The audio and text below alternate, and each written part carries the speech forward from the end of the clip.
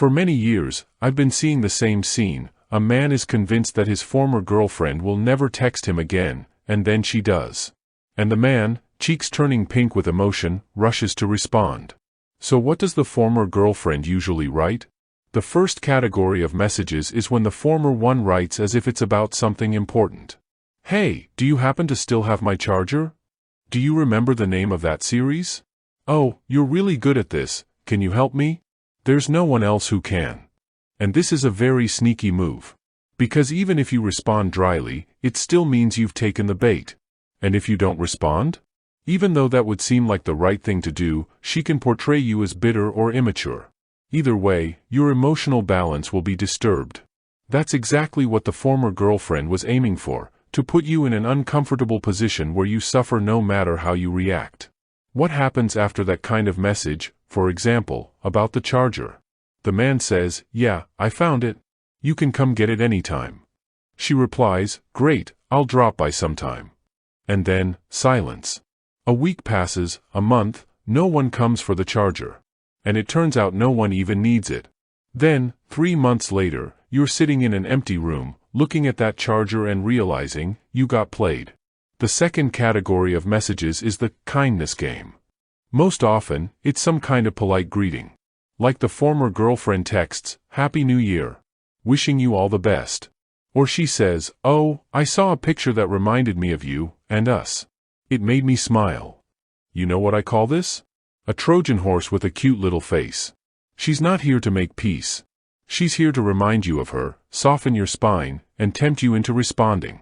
And if the man responds to that message, it means he's alive, warm, and possibly foolish. And in that moment, when the former girlfriend writes something nice, you think, well, it feels wrong not to respond. I mean, I'm a polite person. But the truth is, you're politely opening the door for the woman who once threw you out of her life. With that small, weak gesture, you're telling her, I don't need an apology. I'm not asking for one. It's okay to betray me, to humiliate me, just cover it up with a nice message and a smiley face. And if that's all it takes to get back in touch with her, then you probably deserve the role you had in the relationship. The backup clown.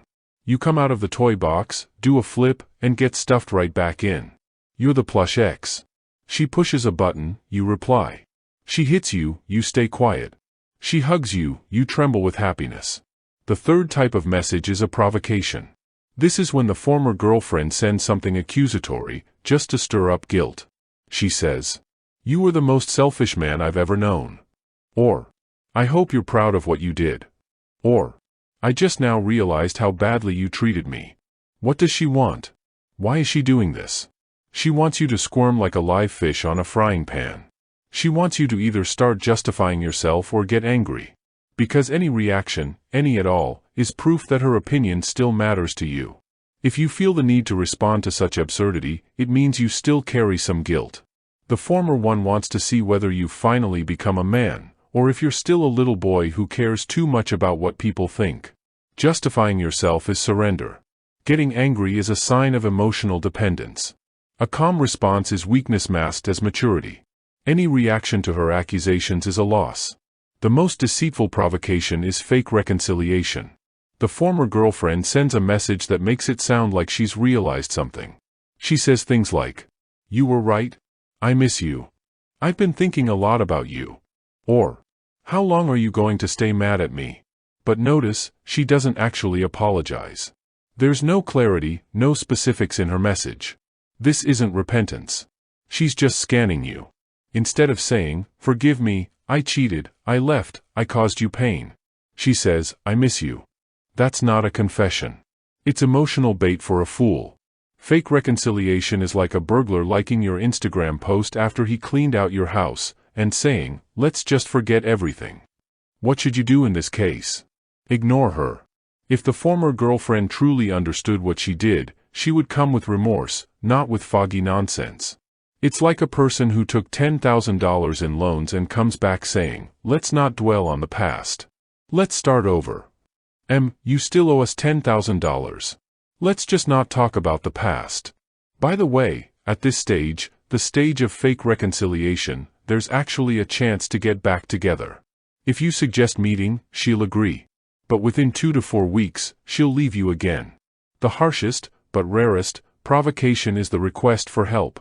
The former girlfriend texts, "Hey, can you help me with my car?" See, every woman instinctively knows, a man's brain hates unsolved problems. So you go into problem solver mode. Like a monkey with a wrench, you rush in on your white horse to rescue the one who threw you out of her life. You become tech support.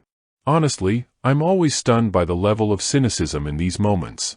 It's like the thief who robbed your house coming back, because he didn't have enough cash to buy something, and asking you for a loan. He's not even embarrassed. She's not even ashamed to ask you for help after everything that happened. No apologies, just a request. Is that normal? You've got to ask yourself. Why does she still see you as the backup clown who'll do anything at her request? It's like she's sitting there thinking, how can I contact him first, but still put him down? Oh, I'll ask him to do something. Here's another common provocation. Oops, I texted you by accident. Meant to send that to someone else. Sorry. Why does she do this? Most likely, the former girlfriend realized that this time, you've finally taken a stand. You're not reaching out first anymore. You've still got pieces of pride and sanity. So she creates the illusion of an open door. Like, well, I messaged you by mistake, but now you can respond on purpose. It's a subtle psychological game, played only with men she believes are still on a leash. She thinks that's enough to get you to come running. And what happens if you engage in the conversation? Nothing. After 2 or 3 lines, the former girlfriend vanishes. She gives you just enough to smell her perfume, see a new photo, then leaves the chat silently. And in that moment, after all that's happened, she feels totally at peace, because now you don't. And she knows it. If you don't have children together, there's only one valid reason to reply to her. Total apologies. A clear request to meet. A direct message like, I was wrong. I understand now. I want to make things right. No vague poetry. No weird behavior.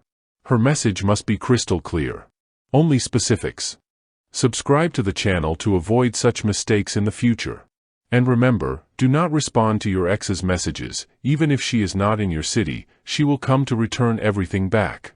Watch my videos, ask questions in the comments and subscribe to my Instagram.